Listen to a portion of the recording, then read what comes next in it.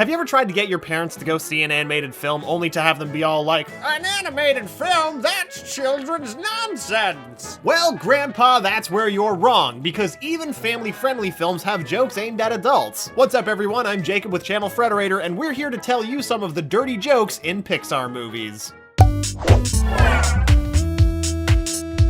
And where else could we start than 1995's Toy Story? As Pixar's first feature film, Toy Story paved the way for many heartwarming, family-friendly films to come, but it also paved the way for subtle adult humor in these films. In fact, the Toy Story trilogy, alongside Cars, has some of the dirtiest jokes in all of Pixar's catalog. Here are a few from the first film. In an early scene in the movie, there's a point where all of the toys begin to turn on Woody, all but one, Slinky. As Slink is defending Woody, Mr. Potato Head removes his lips and taps them against his butt. While this is an insult that only a Mr. Potato Head could pull off, adults in the audience would know exactly what he means. Mr. Potato Head is of course saying that Slinky is being a wee bit of a kiss-ass. Woody throughout the film is also under Bo Peep's thrall. Though Woody and Bo Peep may be kids' toys, it seems like they still engage in consensual adult relations. In fact, in one scene, Bo Peep says, "What do you say I get someone else to watch the sheep tonight?" We can only guess at what Bo Peep and Woody might be getting up to. And there's a joke that you won't find in the movie, but that did make it into the first draft of the script. We know that Buzz and Woody aren't immune to the charms of an alluring lady, and we see this play out in a deleted scene in which Barbie saves Woody and Buzz. Woody says that he wishes he was anatomically correct. Unfortunately, Mattel wasn't willing to license Barbie for the film at the time, but I'm sure we all would have liked to see Barbie get her G.I. Jane moment. In the saving, not into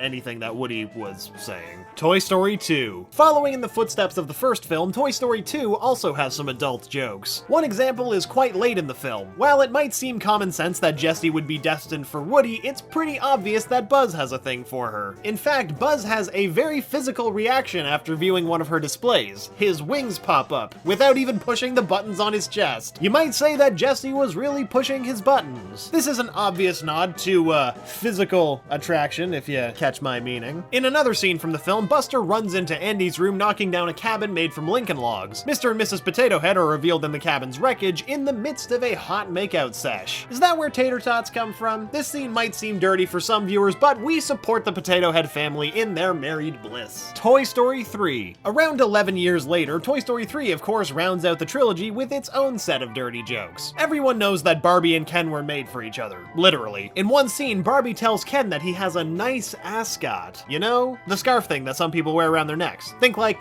Fred from Scooby-Doo. In this case, though, it sounds like Barbie is referring to Ken's other best asset. I guess they really were meant to be. Ascot is pretty tame, though, compared to this next joke. When Lotso and Mrs. Potato Head start to argue, Lotso grabs Mrs. Potato Head's mouth, and then Mr. Potato Head comes to her defense, telling Lotso that no one takes his wife's mouth except him. Maybe Mr. Potato Head didn't mean anything by it, but our perverse minds can read between the lines. We'd even go as far to say that this might be the dirtiest joke in the whole franchise. Finding Nemo. Now, this is a joke that a general audience will have missed. That is, unless your general audience is made up of marine biologists. When Nemo meets all of his classmates for the first time, they poke fun at his fin. Pearl tries to relate to Nemo by sharing that one of her tentacles is shorter than the others. Aw, right? Nope. Turns out that all octopi have a short tentacle. It's their genitalia. And you can't dismiss this joke as a surprising coincidence either. See, everyone who worked on Finding Nemo had to take a class on marine biology, so they all knew exactly what they were doing when this joke was written into the script. And now you know too, and you're well on your way to that marine biology degree. The Incredibles. The Incredibles is full of great jokes, some of which are aimed specifically at mom and dad. Speaking of moms and dads, in one scene, Bob and Helen pinch each other's butts as they sneak past Violet to their bedroom. The younger generation of Incredibles may have been traumatized by this PDA, but we say, you know what, good for you, mom and dad. Another reference to Bob and Helen's healthy adult relationship comes from Syndrome, when he realizes that Mr. Incredible married Elastigirl, and he says, "You married Elastigirl?"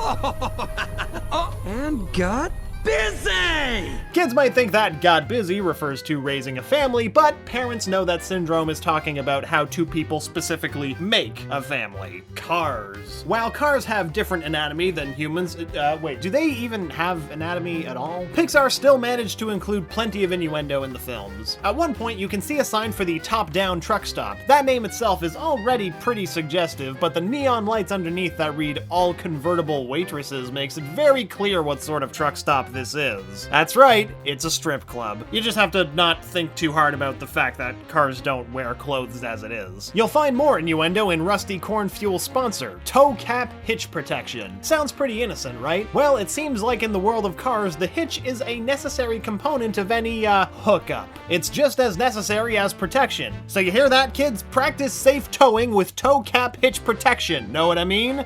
I don't. Cars 2. For such a popular kids movie, Cars 2 has its fair share of body humor. Like the first movie, most of its dirty jokes come in the form of hints and innuendo, you know, cause they're cars. During a scene in Porto Corsa, Holly Shiftwell is approached by Ivan and Alex after she asks for help to find her grandfather. Ivan tells her that he'll help her to her roadside assistance and then lowers the hook on his tow cable. You'll remember from the last reference that towing is what two cars do when they're very, very in love. Unfortunately, Holly and Ivan aren't in love, so he's just being a creep. Good thing Holly can take care of herself. She is a well-trained spy and fighter, after all. Ratatouille. For a story about a rat being a great cook, Ratatouille has a surprising amount of dirty jokes. The first one happens when Linguini tries to find a place to hide Remy and decides that his pants would be a good place to stash him. Remy has a look of terror on his little face when he realizes where he's going to be hiding. He obviously doesn't want to go anywhere near this guy's nether regions, and we don't blame him. This next joke is definitely for adults only. After Chef Skinner hears Linguini and Remy making a racket inside the pantry, he rushes in to shoo Linguini out. As he does this, he tells Linguini, "One can get too familiar with vegetables, you know!" Hey, what are you implying, Chef Skinner? If that's the first place his mind goes, I don't think it's unfair to assume that he's done that in the past. Inside Out.